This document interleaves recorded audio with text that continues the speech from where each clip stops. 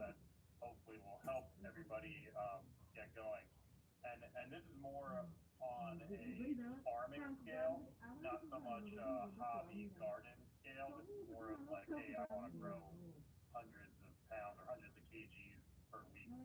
Currently, we grow about 120 kgs of mushrooms every week, and primarily it is oyster mushrooms, which you see here, lion's mane, maitake, chestnut mushrooms, and king oysters. That's for the most part what we grow.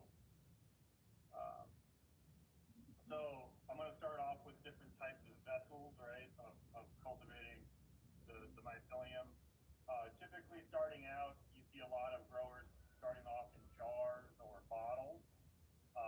In the bottom here, you can see there's just a bottle with a polyfill shoved at the top of it. And then to the bottom right, we have, I don't know if you guys can see my cursor. On the No, bottom, we can't see it. you can't see the presentation or no? No, we can't see the presentation. It says I'm screen sharing. Yeah, I can see it here. So I think you have to select it. I can see it here on this side, Axia. Yeah, is there anyone else online having trouble seeing the presentation? It's saying I'm screen sharing. Let me try. Do you have a window pinned by any chance? Stop. Okay, let's try that again. Let me just reshare it again to see if that helps. Yeah. Share. Okay. There you go. Now we can see it.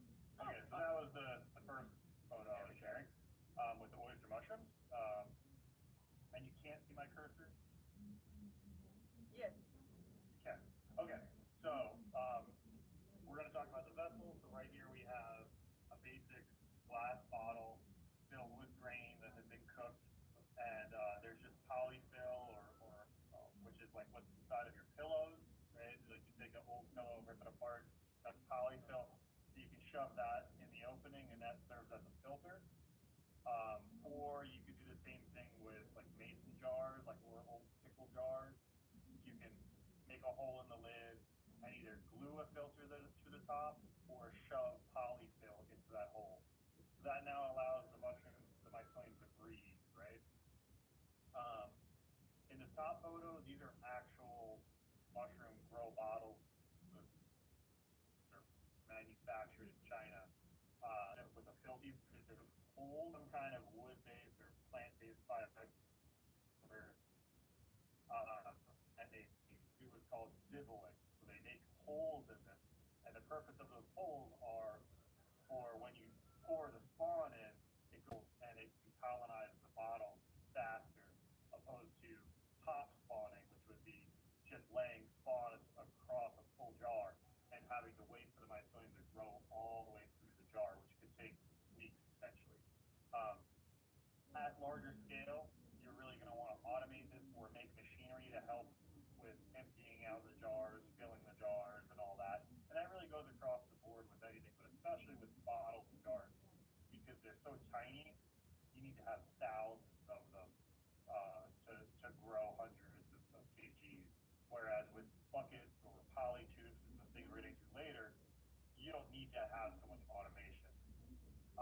This is what you most commonly see not in America or Asia where people are growing mushrooms out of bags. Is they'll use a polypropylene bag, which can be sterilized.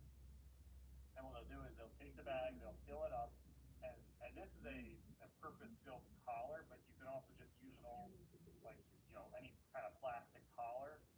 And basically you're going to pull the bag through the collar, fold it open, and then shove polyfill in the opening. So this would typically be sterilized, right? And then you're going to sterilize it with heat and steam, which we're going to get to in a little bit. One advantage of these is that they're very good for airflow and circulation. They're smaller, so they heat up a lot faster when you are sterilizing things. And the way that they're inoculated, the fact that you're just opening up the cap and putting a little bit of spawn in the opening, and maybe dibbling it or maybe not, where you're making the hole down the middle. The idea is that you can do it in a semi-dirty environment. You can do it in open air or in a somewhat clean room. You don't necessarily need to have a clean lab. But the fact that you're just opening the jar up and just quickly putting, or not jar, but the cap of the bottle, and putting a little bit of spawn on top and then sealing it back up again, there's very little window for contamination to get in there. And if contamination does get in there, you have the spawn that's already right there and it's going to grow through the contamination. Okay. Um, so you can use this for spawn production. You can use it for fruiting. What else? Everything. Yeah, everything. Um, this is some pictures. And this actually how I started out of polytube. So polytube, you get it in a roll, and the roll is like 1,000 feet long. It's maybe $100 for 1,000 feet roll, which is kind of expensive if you're going to grow thousands of pounds of mushrooms off of it. Um, Typically, this is not going to be sterilized, so you're going to be pasteurizing the substrate. And by pasteurizing, you're just heating it to about, what was the Celsius? I think it's like 55 to 60 Celsius. And that's killing off all the bacteria, but still leaving good bacteria behind. And that allows you to open air inoculate it, which, as you can see in the background, these gentlemen are taking the straw, which was pasteurized, mixing the spawn in, which was made in a sterile environment, and then shoving it into these lobs. And then from there, you can see it colonize, and you're poking holes in it. So you can see in this on the left photo, there's a pair of pliers with an arrowhead in it. We use the arrowhead to poke holes for the mushrooms to then form out of. This is a very low-tech way to get started growing, and it's commercially viable. Like, you can grow hundreds of kgs like this. It's also very quick. Buckets is another vessel that you see pretty oftenly cultivated in. I would definitely put this at the more entry level. The main reason why is as you scale up and you need hundreds of buckets, cleaning them out, rinsing them out becomes a burden. It's a lot of cleaning. But typically you'll see some kind of either chemical pasteurization like lime, hydrated lime, or just hot water bath pasteurization, to where they're then shoving it into a bucket with spawn and drilling holes in the bucket, and then it'll grow out. One thing to keep in mind with scaling this up is if you have buckets and they're stacked on top of each other, mushrooms create heat, and the core of the buckets will get hot, especially if you stack them up on top of each other. You'll get like a heat pilot, to where it's going to be very hot in the middle bucket. So you want to space the buckets out a little bit.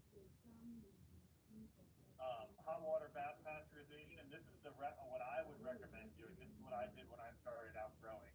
I was using mulch, just like whatever, it was like wood mulch that I got from, I was in El Paso, Texas, and it was just the waste stream mulch that was coming from the city.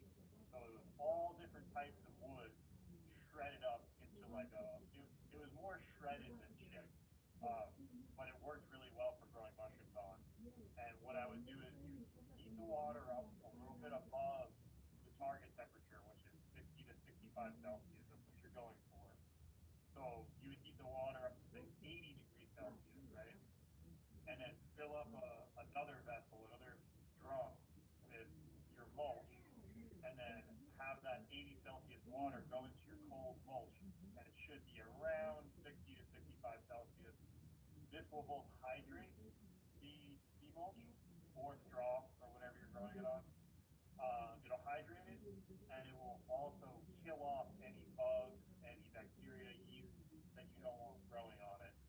But at the same time, it won't kill off everything. It'll allow beneficial bacteria to be around. This is very reliable, to where you're going to get very little contamination if you're pasteurizing correctly. And then you would mix in around 10% spawn. That's typically a good baseline number for pasteurization. So for every 100 pounds of substrate, you need about 10 pounds of spawn that's colonized. From there, it's steam sterilization, and this is definitely getting a little bit more high tech. You're going to have basically a drum or some kind of vessel where you're creating steam at the bottom. It's going to go up through the bag. It's going to sterilize whatever bags or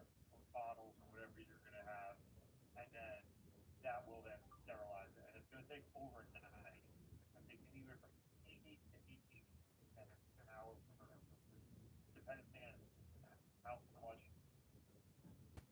But digital controls can definitely help with. Efficiency in the long run. This ink controller is pretty affordable.